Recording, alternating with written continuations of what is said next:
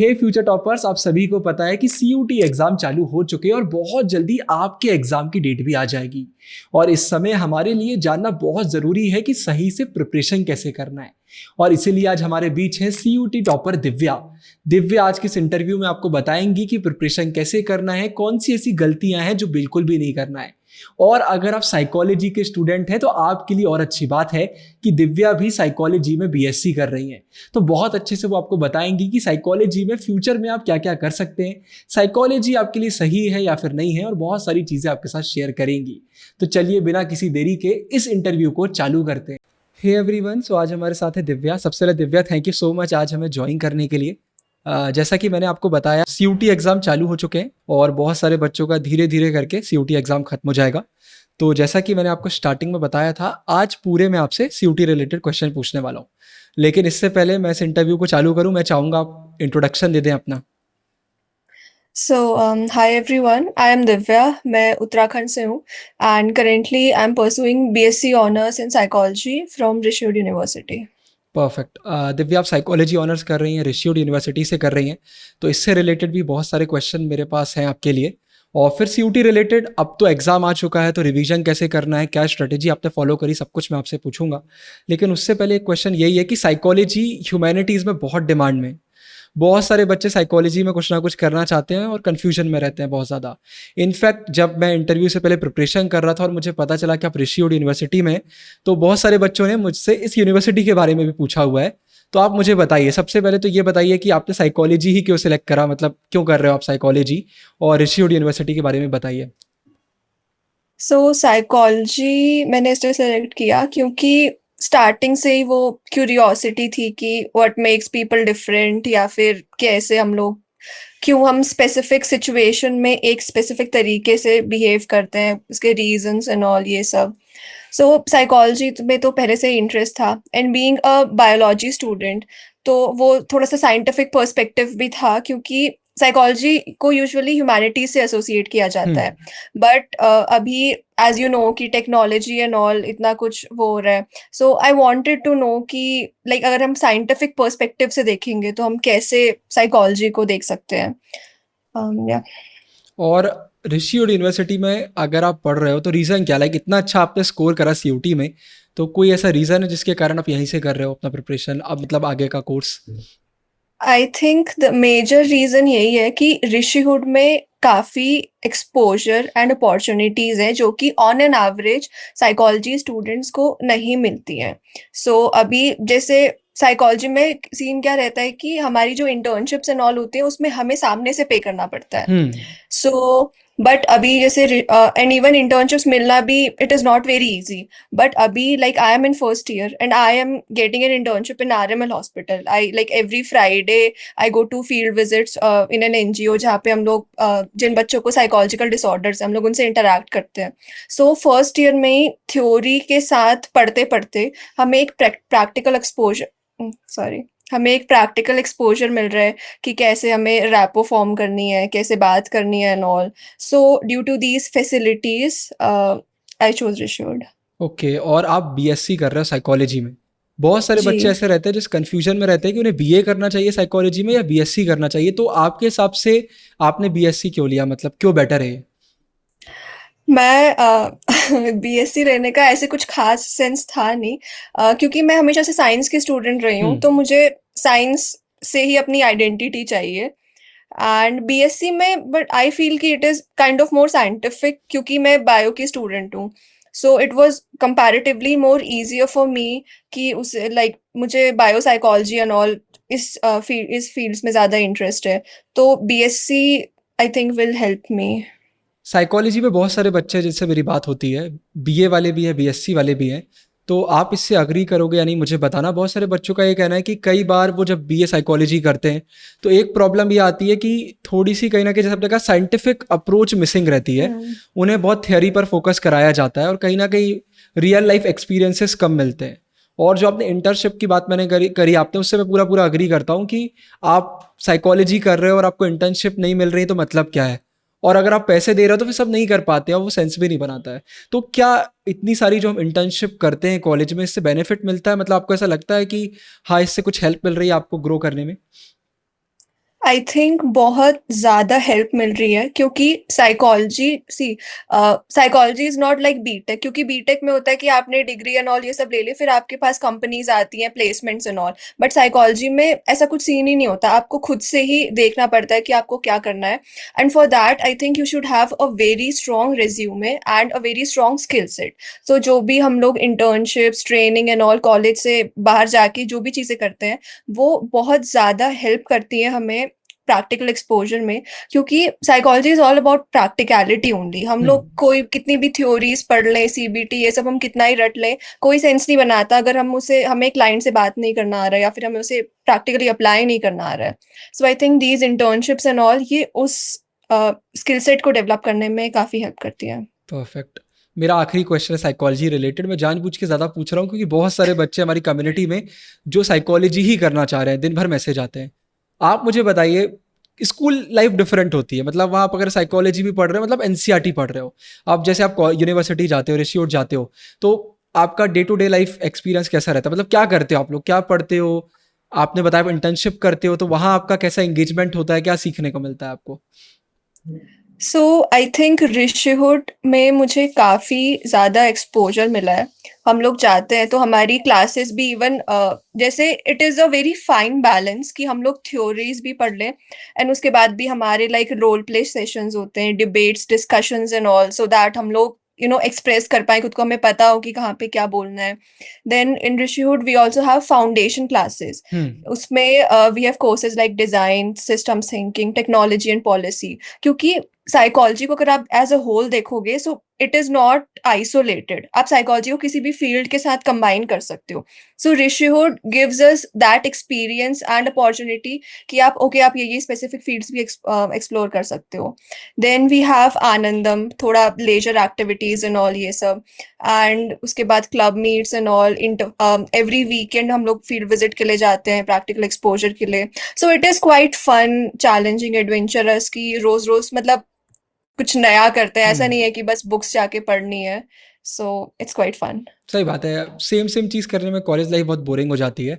अब मैं थोड़ा आपसे सीयूटी की तरफ और आता हूँ। साइकोलॉजी वाले बच्चे अभी तक बहुत खुश हो गए होंगे। आप मुझे बताइए, जब आपके सीयूटी एग्ज़ाम चल रहे थे, एक प्रेशर रहता है, तो रिवीजन वगैरह आप कैसे कर रहे थे? जब मतलब बिल्कुल एग्ज़ाम आ चुके हैं, तो कैसे क्या आपने करा हुआ था जो आपने इतने अच्छे मार्क्स स्कोर करे? सो टू बी वेरी ऑनेस्ट, मैंने सीयूईटी में सिर्फ साइकोलॉजी को ही ज़्यादा सीरियसली हम्म। लिया था। क्योंकि मेजॉरिटी ऑफ कॉलेजेस जिसमें भी मैंने अप्लाई किया था, यूजुअली साइकोलॉजी ही चाहिए था। तो ये चीज़ मैंने स्टार्टिंग से ये थोड़ा अच्छा किया था कि जब मैं ट्वेल्थ में थी, तो ट्वेल्थ में ही मैंने जैसे जैसे मेरे चैप्टर्स कंप्लीट हो रहे थे, so I use to make short notes, like one pager notes kind of. Okay. तो जब लास्ट वाले दिन आ गए थे, तो उन नोट्स ने मुझे काफ़ी हेल्प किया, क्योंकि लास्ट के टाइम पे आपको rather than reading, revising and all, आपको क्वेश्चन प्रैक्टिस पे ज्यादा आई थिंक फोकस हम्म। करना चाहिए। सो I use to be like कि बस वो शॉर्ट नोट्स पढ़ लिए and question and all practice कर लिए। सो या दैट वाज माय स्ट्रैटेजी।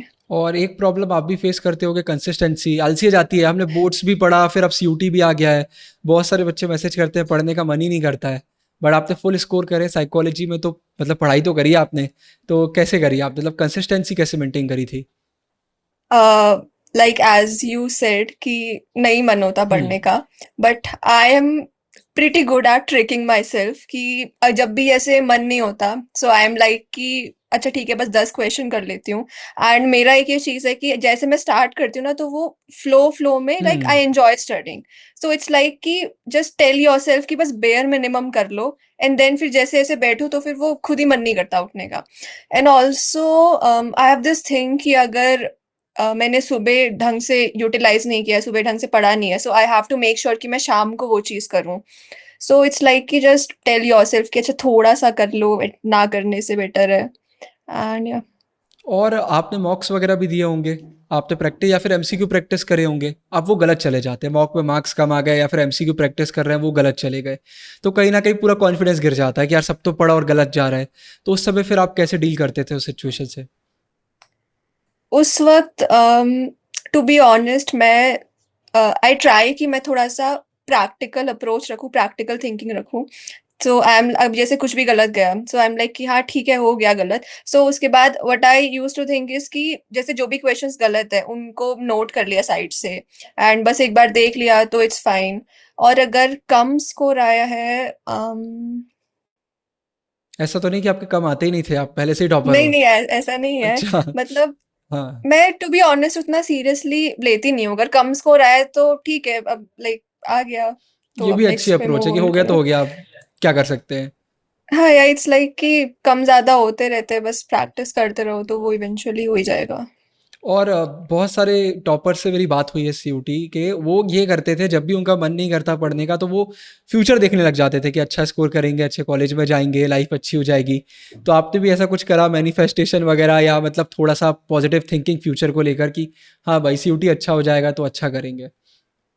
हाँ मैनिफेस्टेशन तो था, क्योंकि आई हैड दिस थिंग कि मेरा ऐसे स्पेसिफिक कोई ड्रीम कॉलेज नहीं था कि यही चाहिए, but I wanted some features जो कि मेरे कॉलेज में हो और हम्म। उससे मैं कॉम्प्रोमाइज नहीं कर सकती थी। तो आई वाज लाइक कि ये फीचर्स चाहिए तो करना पड़ेगा। Hmm. So like I had set a standard for myself कि नहीं, इससे खराब कॉलेज नहीं चाहिए। सो उसके लिए या आई यूज टू मैनिफेस्ट कि अगर इतना स्कोर आएगा तो ये मिलेगा, and you know the typical hostel life, अगर अच्छी फैसिलिटीज नहीं मिली, वो सब चीजें I use to do it quite negatively. जैसे लोगों का ऐसे रहता है कि अच्छा मैनिफेस्ट करते हैं कि मतलब हमने अच्छा स्कोर किया तो अच्छा मिलेगा, but I use to be like कि नहीं, मुझे खराब नहीं चाहिए, तो मैं वो अच्छा। खराब चीजें करती थी कि अगर खराब मतलब मार्क्स आए तो वो चीजें मैं नहीं झेल पाऊंगी। हम्म। सो दैट वाज माय वो अपने अप्रोच। आप पुश दे देता है कि यार यार नहीं हुआ तो करना पड़ेगा। हाँ और आपके आंसर से एक चीज़ रिफ्लेक्ट हो रही है कि आप पहले दिन से क्लियर थी आपको क्या करना है। जैसे आपने बोला कि आपने साइकोलॉजी पे ही फोकस करा, तो लाइक इसने भी आपकी मदद करी? नहीं तो बहुत सारे बच्चे ऐसे कभी ये सोच रहे हैं, कभी कुछ और सोच रहे हैं, बट आप क्रिस्टल क्लियर थी कि मुझे यही करना है। आई थिंक हम इसको ऐसे दो पर्सपेक्टिव्स में देख सकते हम्म। हैं कि हाँ मैं क्लियर थी, so it gave me a road map कि कैसे क्या करना है, स्ट्रैटेजी से I use to do things.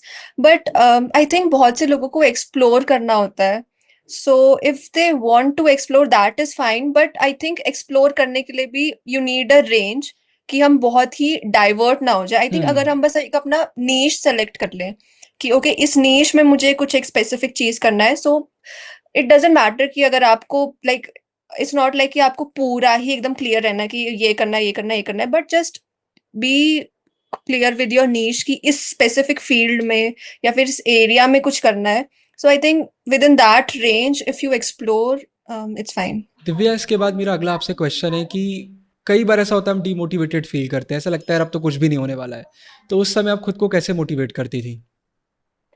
So I think this is inherent in me कि अगर मैंने 3-4 दिन से कुछ किया नहीं है worth it, so it naturally comes to me कि नहीं अब कुछ करना ही है।